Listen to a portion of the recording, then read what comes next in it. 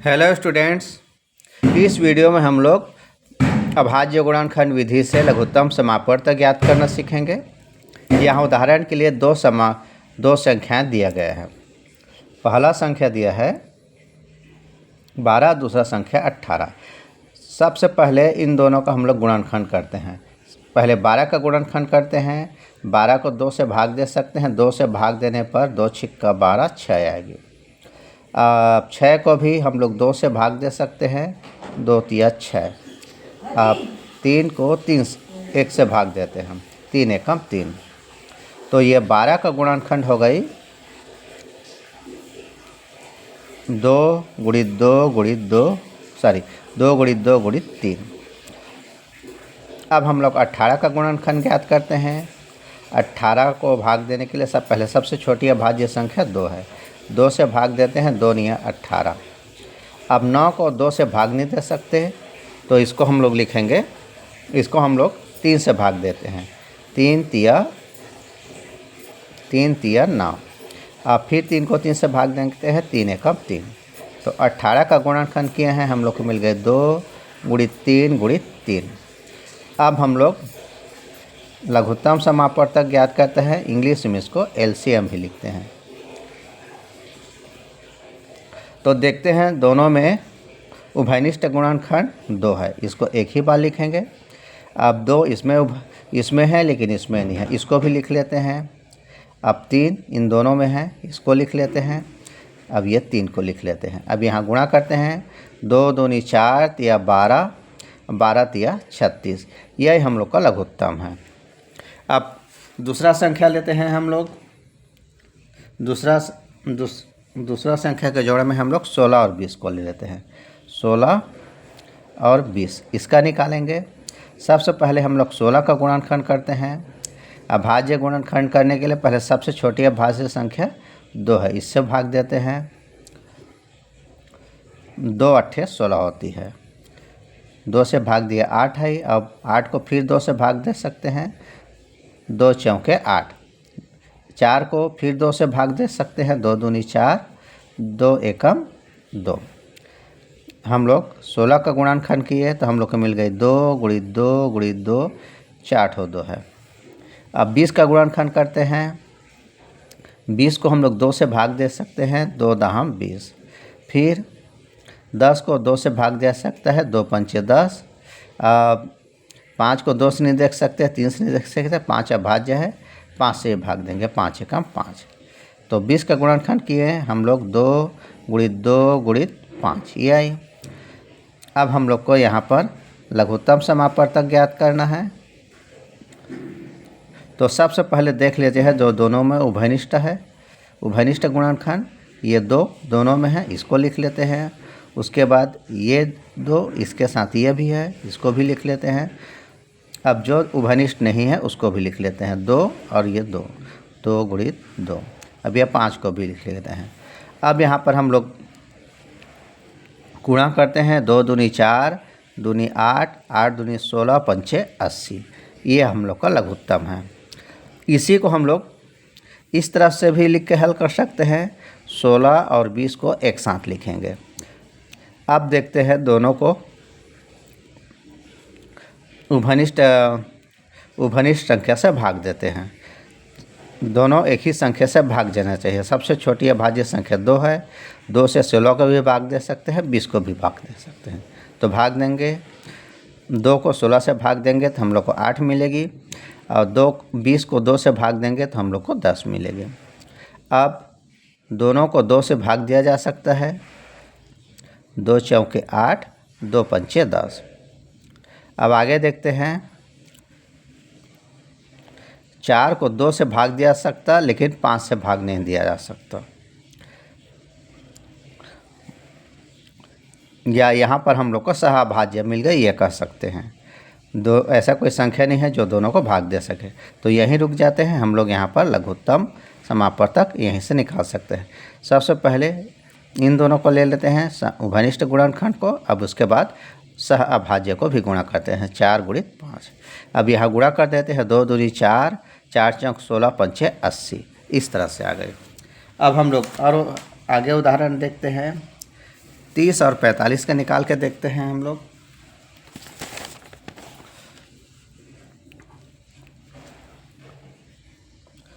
तीस और 45 दो संख्या लिए हैं।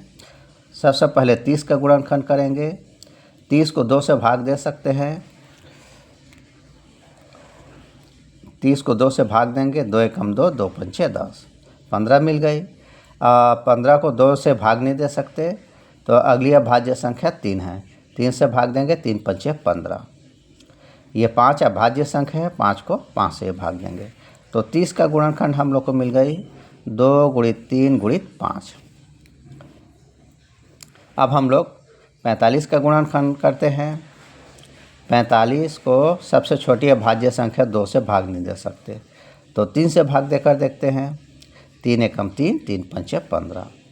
अब उसके बाद फिर इसको हम लोग करके देखते हैं। 15 को 3 से भाग देकर देख सकते हैं। 3 पंचे 15, 5 अभाज्य संख्या है, 5 से ही भाग देंगे। तो 45 का गुणनखंड मिल गई हम लोग को 3 गुणित 3 गुणित 5। अब हम लोग को लघुत्तम समापवर्तक निकाल सकते हैं। देखते हैं दोनों में क्या है घनिष्ठ।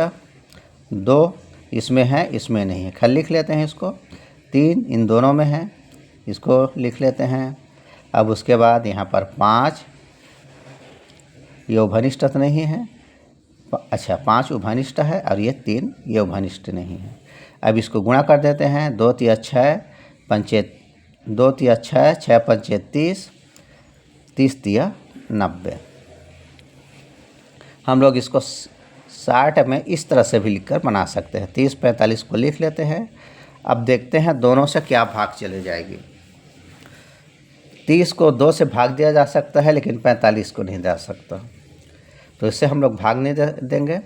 अब 30 को 3 से भाग दे सकते हैं और 45 को भी भाग दे सकते हैं, तो इससे भाग देते हैं। 3 एकम 3, 3 शून्य। 45 को 3 से भाग देंगे, 3 एकम 3, 3 पंचे 15। आप 10 को 30 से भाग नहीं दे सकते, 3 से भाग नहीं दे सकता, तो 3 से नहीं करेंगे।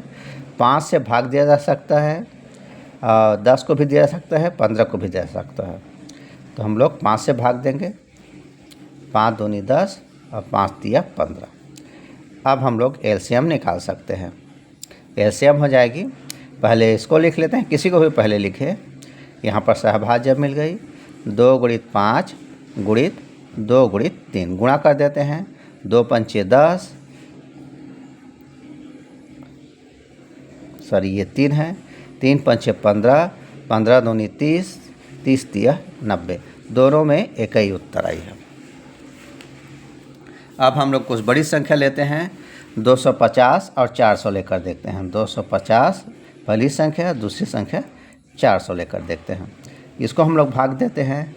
सबसे छोटी अभाज्य संख्या 2 है, 2 से भाग देंगे। 2 एकम 2, 2 दूनी 4, 1 बचेगी, 1 शून्य 10, 2 दूनी 4, 2 पंचे 10। अब इसको हम लोग 2 से भाग नहीं दे सकते, 3 से भी नहीं दे सकते, 5 से भाग देंगे। 5 दूनी 10, 5 पंचे। अब इसको फिर 5 से भाग देंगे, तो हम लोग को मिल जाएगी 5 पंचे 25। अब 5 अभाज्य संख्या है, 5 को 5 से ही भाग देंगे, तो हम लोग को 250 का अभाज्य गुणनखंड मिल गई 2 गुणित 5 गुणित 5 गुणित 5, ये मिल गए। अब 400 को भाग देते हैं। 400 को 2 से भाग जा सकता है, 2 दूनी 4, 2 शून्यम 2 शून्यम। 200 को फिर 2 से भाग दे सकते हैं, 2 एकम 2 शून्यम 2 शून्यम। 100 को 2 से भाग दिया जा सकता है, 2 पंचे 10, 2 शून्यम। अब उसके बाद 50 को भी भाग जा सकता है, 2 दूनी 4, 2 पंचे 10। 5 को 5 पंचे 25, 5 एकम 5। तो हम लोग 400 का गुणनखंड किए हैं, तो हम लोग को मिल गई 2 गुणित 2 गुणित 2, 1 2 3 4, 4 ठो 2 है और 2 ठो 5 है। अब हम लोग लघुत्तम ज्ञात करने के लिए सबसे पहले उभयनिष्ठ गुणनखंड को लिखते हैं। ये दो दोनों में है गुणित, अब दो वाली ख़त्म हो गई। अब ये 5 इसमें भी है, इसमें भी है, लिख लिए। अब 5 इसमें भी है, इसमें भी है। अब यहाँ पर कोई भी उभयनिष्ठ गुणनखंड नहीं है तो बाकी संख्याओं को भी लिख लेते हैं। 5 गुणित 2 गुणित 2, 3 बार 2 है, 2 गुणित 2 गुणित 2। अब इसको गुणा करते हैं। 2 पंचे 10, 10 पंचे 50, 50 पंचे 250, 250 को 2 गुणा करेंगे 2 से तो 500, इसको 1000 और गुणित 2 से गुणा करेंगे 2000। अब यहाँ पर हम लोग इस तरह से भी लिख के गुणा कर सकते हैं, 250 और गुणित 400। अब यहाँ पर देखते हैं, 2 से दोनों को भाग दिया जा सकता है, 2 से ही भाग देंगे। 2 एकम 2, 2 दूनी 4, 4 में से 5 में से 4 घटाएंगे 1 और 0, 10 हो जाएगी। 2 पंचे 10।